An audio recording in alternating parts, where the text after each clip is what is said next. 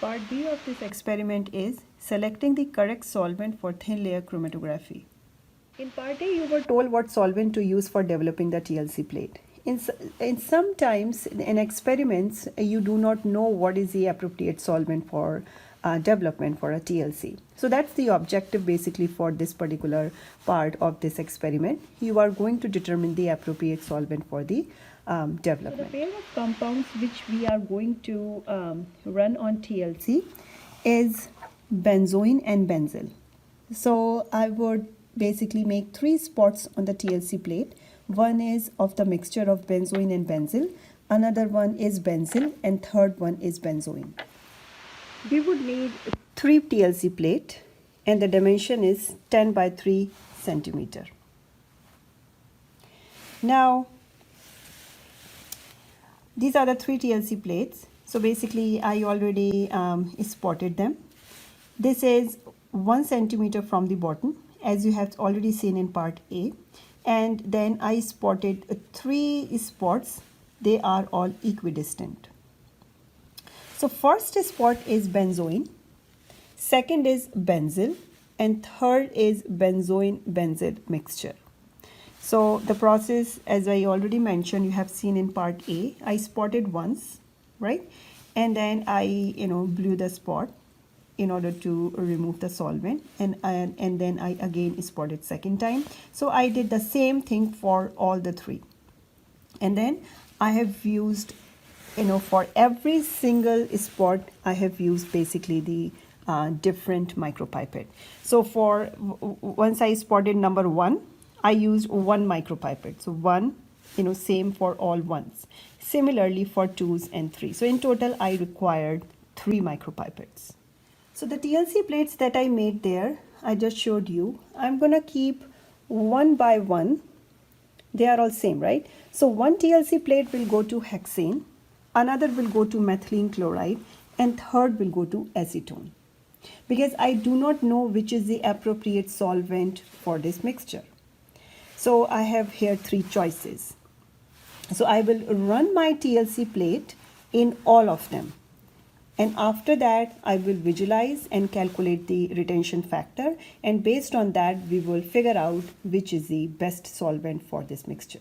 I already pre-made the development chambers the way I explained in part A.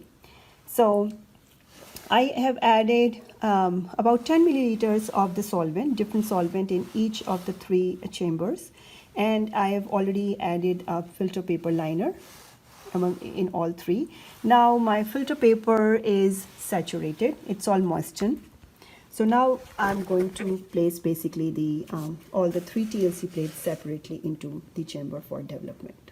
You can see my filter paper liner is not touching my TLC plate, and that's the correct way.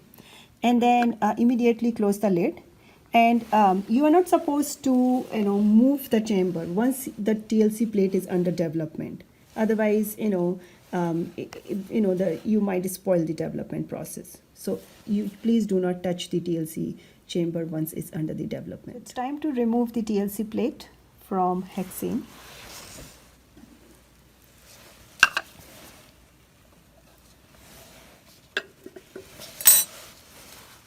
If it's from 1 to 2 centimeter from the top, just remove it.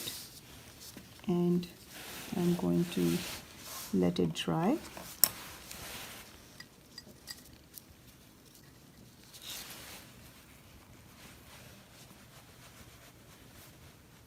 And then I will visualize it. So these are the 3 different spots. First is benzoin, second is benzyl, and third is the mixture of both. So I just took it out from hexane, right? So that's the hexane one. So you can just circle them.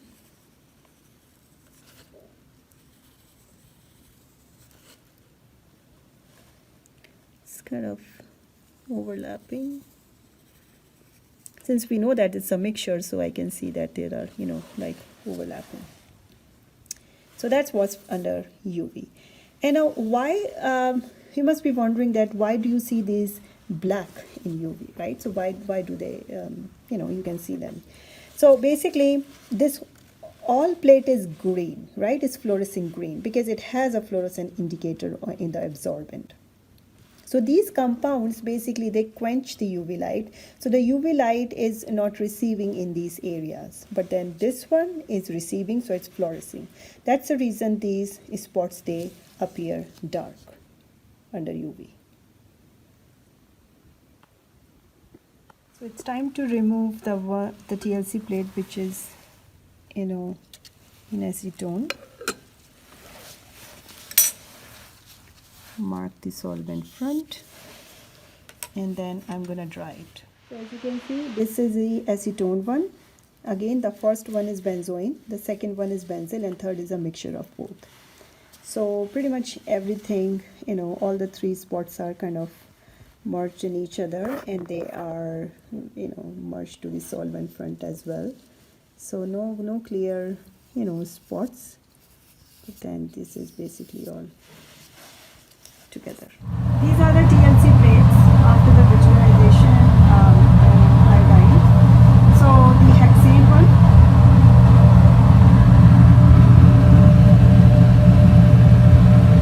and this was in acetone.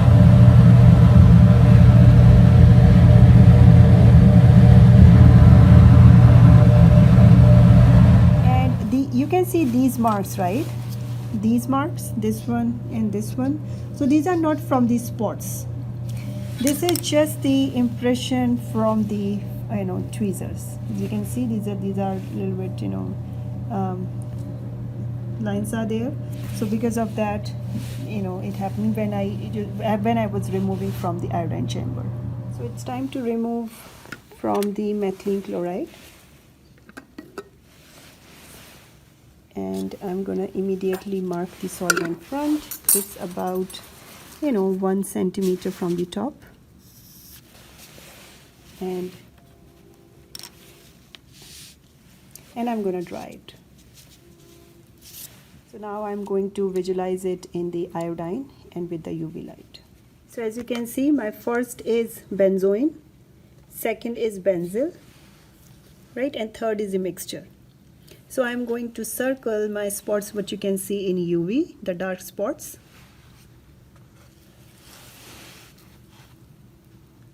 This is benzoin,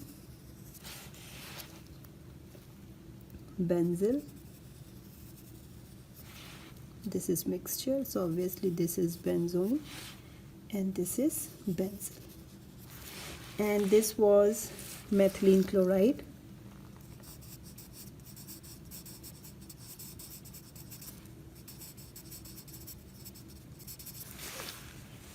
You can just write the formula of it as well, CH2Cl2, or the complete name, just for the reference.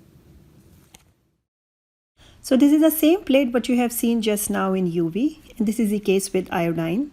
So iodine did not make dark colored complex with these compounds, but this is just another approach to visualize the compound, and in this case UV gave the better results.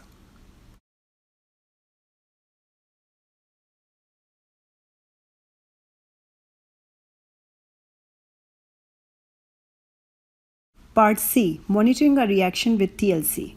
So TLC is very good method for monitoring a progress of a chemical reaction. By using the TLC, you can easily follow how the reactant is disappearing and how the product is start forming. And when the reaction is complete, you would see all the reactants, they are disappeared and the products are formed. So the reaction what we are going to use in order to see the monitoring of monitoring by TLC is fluorinone is going to convert into fluorinol, and this is basically the reducing agent, sodium borohydride in methanol. Well, TLC is really useful when the appropriate reaction conditions have not been worked out. Right, so using the TLC, you can monitor the reaction and you can, work on the reaction conditions. In this case, the reaction conditions are already known, but we are using this reaction just to demonstrate how this technique works. So let's see what is the procedure for this reaction, how you can use TLC to monitor a chemical reaction. So as you can see, here are my TLC plates. I already made them. I did not spot them yet. So you would use 10 by 5.3 centimeter TLC plate, which is this one, the bigger one, and another is 10 by 4.3 centimeter, which is this one. So the first one has 5 spots on it, and the second one has 4 spots on it. Now you must be seeing here 0, 15, 30, then all and on. Right? So this is just the codes for me to see that what is that. So this is 0 for 0 seconds, 15 seconds, 30 seconds, all basically means fluorinol, that's your product.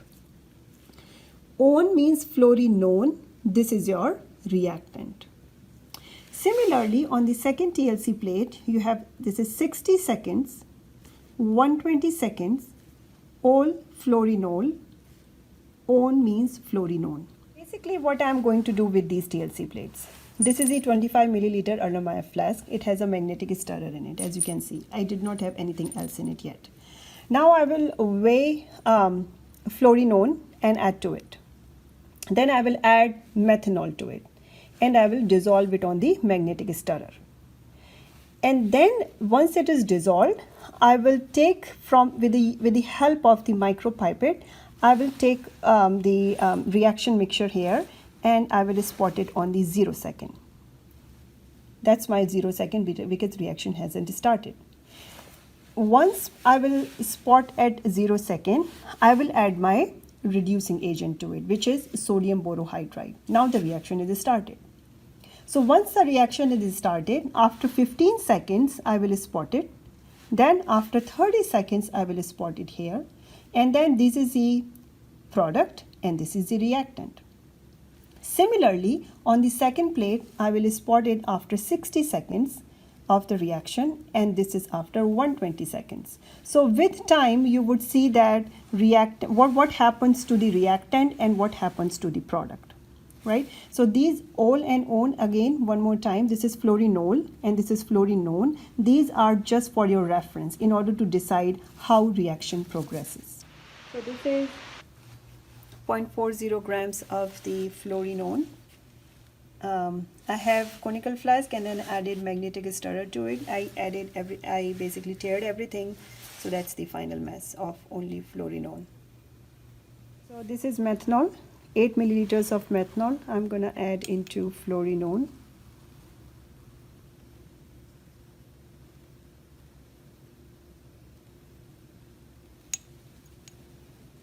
And I'm going to put on a stirrer. So you can see this is hot plate. It has heating and the stirrer, right? So I'll just use only the stirrer one.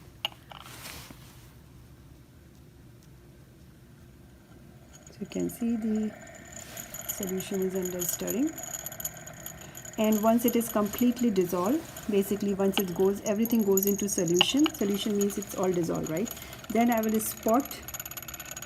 take a micropipette and I will spot it on the 0 mark on the TLC plate. You can see the fluorinone, it's totally into the solution with methanol. It's clear, nothing is there, right? So it's completely dissolved. So I will take micropipette and then I will basically spot it on the 0 mark. And make sure you're gonna take all different micropipettes. So you're not gonna use the same micropipettes for all of them. Though you are dealing with the same reaction mixture every time.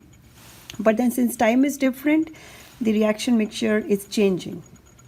So, so you will need 1, 2, 3, 4, 5, 6, and 7. You would need 7 different micropipettes. For the reactant and the product, you can use same, right? Because these two are same in both the TLC plates. But for the other spots, you would use different. You can see I just spotted at the 0 seconds mark. So I'm going to remove my sodium borohydride from the desiccator because it absorbs moisture from the air. So it's important to keep it in the desiccator. So I will remove it and I will weigh it on a weighing paper and I will quickly add to the reaction mixture, which is right there. And then I will start timing my reaction. So this is the mass of the sodium borohydride. So I have already spotted these spots, as you can see, 0, 15 and 30. And then now I'm going to take 60. It's right there.